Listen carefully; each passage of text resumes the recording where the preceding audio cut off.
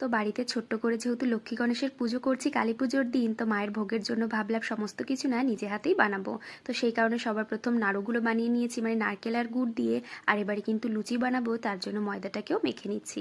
তো ময়দা মাখা হয়ে গেলে ছোট ছোট করে লেচি করে এটাকে দেখো গোল গোল করে রেখে দিয়েছি। আর এরকম গোল করে নিলে না এতে করে মানে লুচিগুলো বেশ গোল গোল হয়, আর বানাতেও যেমন সুবিধা হয় ভাজতেও কিন্তু সুবিধা হয়। তো তারপর এক এক করে সবকটা দেখো মোটামুটি অর্ধেকটা মতন আমি বেলে নিয়েছি। আর এবারে গরম তেলের ভিতরে এক এক করে দিয়ে কিন্তু ভেজে নিচ্ছি।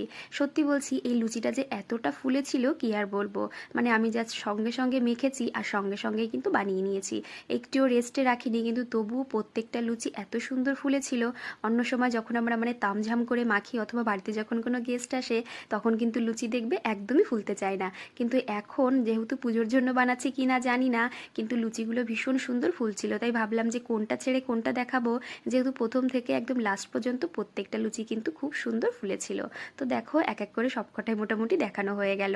তো এরকম করে মানে সবার প্রথম আমি লুচিগুলো ভেজে নিচ্ছি, এরপর কিন্তু আমি করব মায়ের জন্য খিচুড়ি প্রসাদ। তো একটু সব কিছু একটু বেশি বেশি করছি, যেহেতু আমাদের আশেপাশে কয়েক ঘর আছে, আর ভাবলাম সবাইকে একটু করে মানে একটু করে প্রসাদ দেবো আর কি।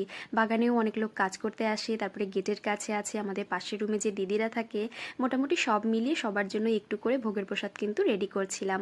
তো একটা একটা করে মোটামুটি 3টে লুচি বানানো আমি কিন্তু তোমাদের দেখিয়ে দিলাম, মানে ভাজা আর কি।